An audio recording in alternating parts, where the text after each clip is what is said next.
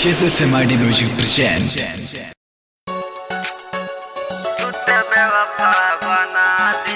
Music बाहर दीपक दिवाकर यादव।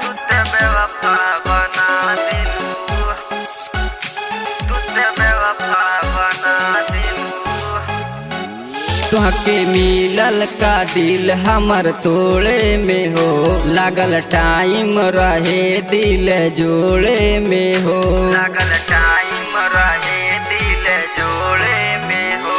तुहके मिलल का दिल हमर तोड़े में हो, लागल टाइम रहे दिल जोड़े में हो।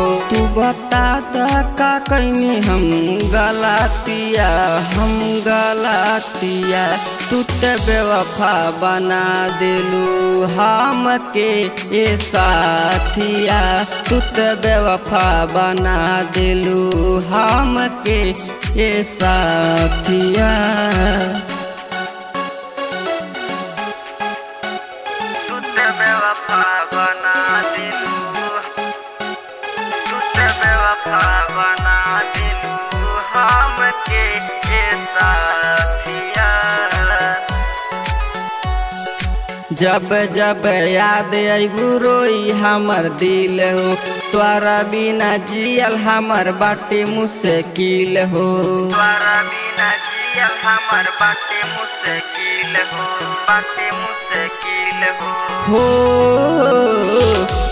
मन करे मर जाई खाके जहरिया, तू दे दा जहरिया। दिन बीते ना तोहरा बिना रातिया रे रातिया, तू तो बेवफा बना दिलू हमके ए साथिया, तू तो बेवफा बना दिलू हमके ए साथिया।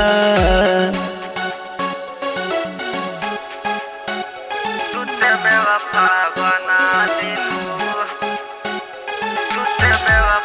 बना दिलू हमके ए साथिया।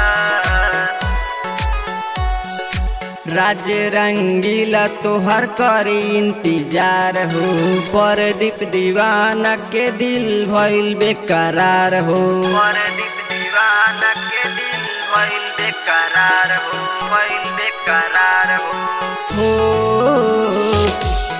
काहे तू फेरा ताड़ू हमसे नजरिया, हमसे नजरिया का दिहलू तू हमरा संगे घातिया रे घातिया। तू तो बेवफा बना दिलू हमके ए साथिया, तू तो बेवफा बना दिलू हमके ए साथिया।